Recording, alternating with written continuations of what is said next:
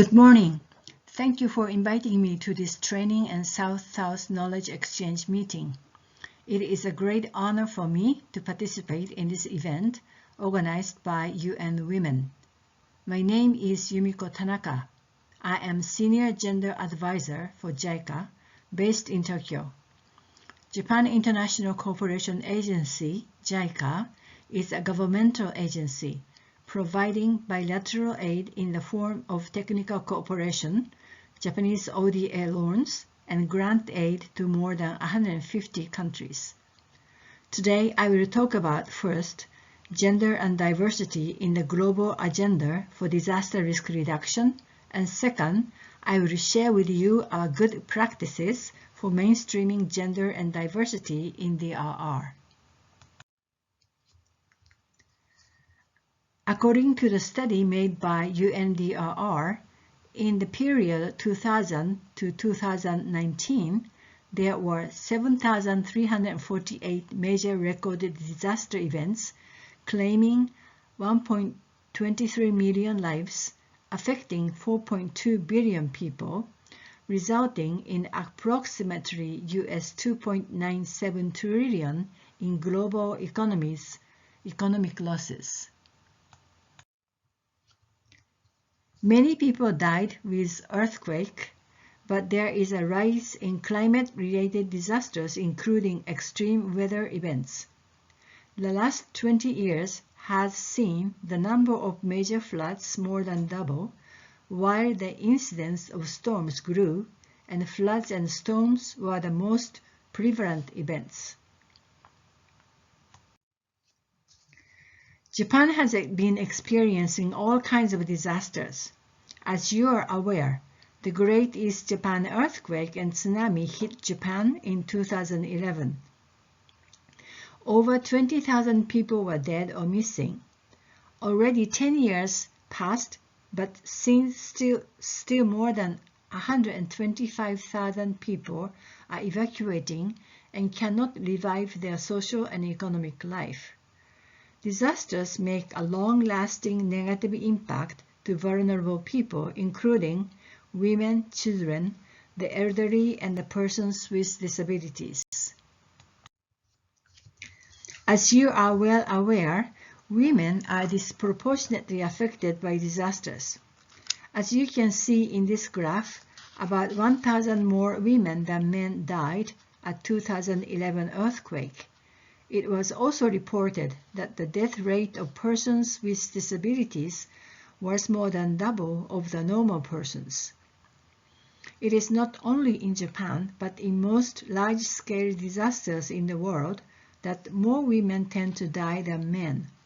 For example, in 1991 Bangladesh cyclone, women died about 5 times more than men due to gender-based norms and stereotyped gender roles. After the earthquake, many people evacuated to the emergency shelters, where women in particular faced various difficulties and discrimination, such as their privacy was not well protected and they had to bear heavy burden, such as that women had to prepare 3 meals for 400 to 500 people every day at the evacuation centers. As a result, they could not get back to work and lost jobs. And in the aftermath of disaster, sexual and gender-based violence against women and children increased. Gender outcomes in post-disaster are directly linked to their status prior to the disaster. After the Great East Japan earthquake, women NGOs lobbied for more privacy at the evacuation centers. So as you can see in these pictures, now the emergency shelters have partition. This year, some places had affected by multi-hazard of earthquake and COVID-19, so they developed tents in the evacuation centers, so progress is being made. Women also realized that more capacity building and leadership training is necessary, So now we have many women DRR leaders at the community level. Disaster preparedness is extremely important at the community levels. So women NGOs are participating in early warning exercises, participating in developing contingency plans, and undertaking training for preparedness for primary school children. In the aftermath of disasters, domestic violence and sexual and gender-based violence against women, girls, and children increased. We have a nationwide women's shelter network and hotline services operated by women NGOs. Now we have Yorisoi hotline operating and providing counseling in 10 different languages. Because we have more than 3 million foreign residents in Japan, including many migrant women workers from Asian countries. They face gender-based violence and usually don't have much information about disaster evacuation. This is a good practice that local women groups took a strong initiative to relocation and reconstruction of their communities after being hit by tsunami. Their houses were all washed away by tsunami, so they had to be relocated to higher places. Usually, government give them universal reconstruction plans, but the women's groups stood up and negotiated to rebuild their community according to their own needs. The Reconstruction Agency compiled all of these good practices, and Cabinet Office developed the guidelines on gender in DRR in 2020. Japanese government is also trying to increase women's ratio in the central and local disaster risk management committees and developing gender-sensitive DRR laws, policies, and programs. At the global level, we have been lobbying for gender integration in the international frameworks and declarations on DRR and climate change for decades. As a result, we have major global commitment as listed here, including the CEDAW, Sendai Framework, SDGs, and Paris Agreement. And the priority theme for the CSW 66 to be held by UN Women next year will be the climate change, environment, and disaster risk reduction. This is the third UN World Conference on Disaster Risk Reduction held in Sendai in 2015, which adopted Sendai Framework for Disaster Risk Reduction. SDGs include Goal 5 on gender equality and women's and girls' empowerment, and diversity and disability issues are also specifically mentioned in 5 different goals. All of them should be implemented together in an integrated manner to achieve the goals of Sendai Framework as stipulated in Goals 1, 11, and 13 together with climate change agenda. The Sendai Framework is for all the countries in the world to implement, including Nigeria, Cameroon, and all the African countries as well. And Sendai Framework emphasizes preparedness and resilience building for disaster risk reduction. They have 4 priority actions. All of them should be implemented from a gender and diversity perspective by 2030. We will have a midterm review coming next year, so your governments should make a progress report and submit them to the UNDRR. And Sendai Framework recognizes that women, children, and people in vulnerable situations were disproportionately affected. But at the same time, the framework emphasizes the empowerment of women and their effective, equal, and meaningful participation and leadership in planning and decision-making processes for DRR at all levels. For understanding risk and build back better for disaster-resilient communities, we need to collect disaggregated data, including by sex, age, and disabilities as well.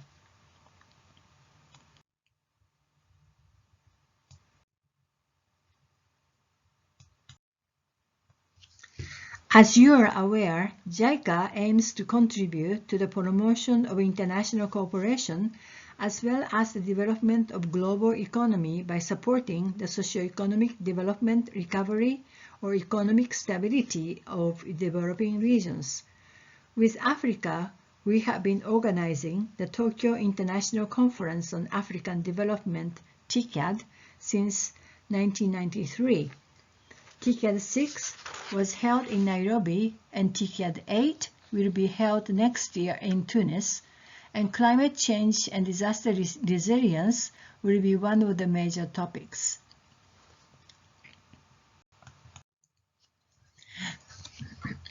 Based upon the provisions in the Sendai Framework and SDGs, JICA has been providing international assistance for more than 30 years to improve the disaster risk management at all levels, including emergency relief, restoration and reconstruction, and disaster preparedness and prevention. But it was only after Sendai that we started paying attention to gender and diversity inclusion in disaster risk reduction.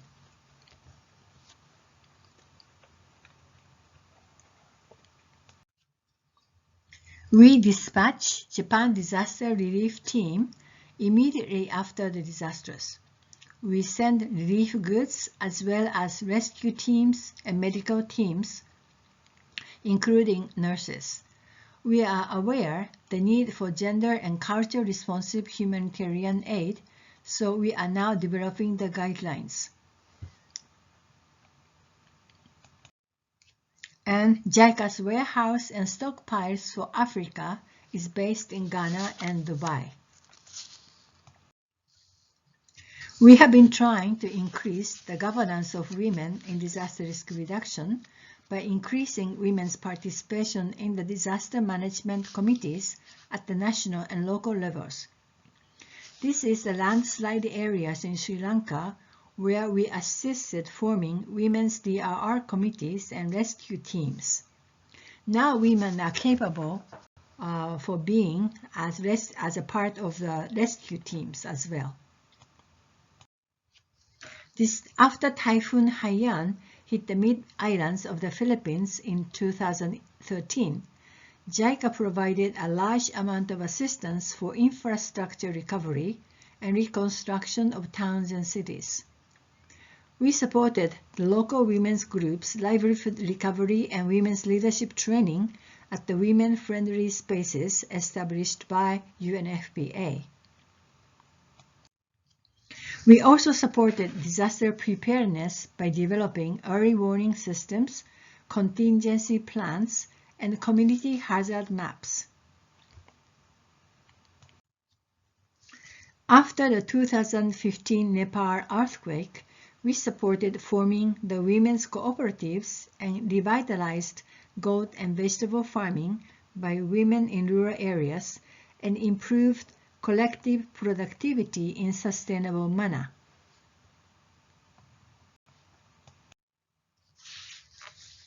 And through the Housing Recovery Project by JICA's bilateral loans, we also encouraged to break the stereotyped roles of women and created new job opportunities for women.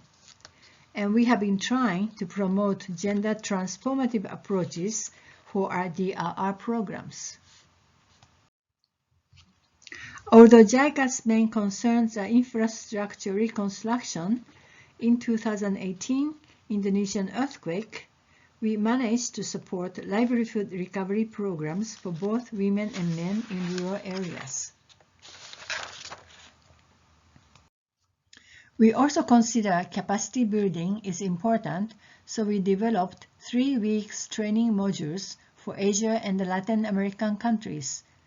We have been inviting participants to Japan every year after Sendai conference. So I hope in the future you can join in our training courses in Japan. We also collaborate with Gender Stakeholder Group for DRR for Asia and the Pacific. We organize together gender events at global and regional conferences and lobby for gender mainstreaming in regional and global strategies. We collaborate with UN Women, UNFPA, ActionAid, and World Bank, and all the other international organizations. And JICA, together with the government of Bangladesh, organized a side event on disability inclusion in DRR at 2019 Global Forum on DRR in Geneva. JICA conducts various researches on gender diversity in DRR, and this research was done with the Georgetown Institute for Women, Peace and Security. There are many women NGOs working for capacity building of women and lobbying to government. I also work for NGO called Japan Women's Network for Disaster Risk Reduction as a vice president. It's all volunteer work. And we have done a marvelous job by lobbying to mainstream gender and diversity in Japan's DRR policies and programs, and we were successful to establish a gender office in Disaster Reconstruction Agency, and we increased the gender balance in the DRR committees and developed the guidelines. This is about the Japan Women's Network for Disaster Risk Reduction. And Gender Stakeholder Group lobbied for gender and diversity inclusions in Sendai Framework. And also a meeting of Climate Change Gender Group and Gender Stakeholder Group was held for the first time in Geneva in 2017. And I think we need more collaboration between these groups are necessary. We have accomplished a lot, but we still have a long way to go, such as more gender and inclusive approaches are necessary, and institutionalize women's and vulnerable groups' meaningful participation in decision-making processes are necessary, and we need to invest more on gender-responsive DRR programs from the central to local levels. And we also need to develop the data and statistics disaggregated by gender, age, disability for the DRR policies and programs. And also we need further capacity building training programs on gender responsive DRR and awareness raising from the central to local levels. And we have to work harder for the women's agency and transformative leadership. And JICA completed a multimedia material on gender and diversity in disaster risk reduction. And everything I said now is included and elaborated in this material. So I hope you will watch this audio-visual material after this session. Thank you very much for your attention.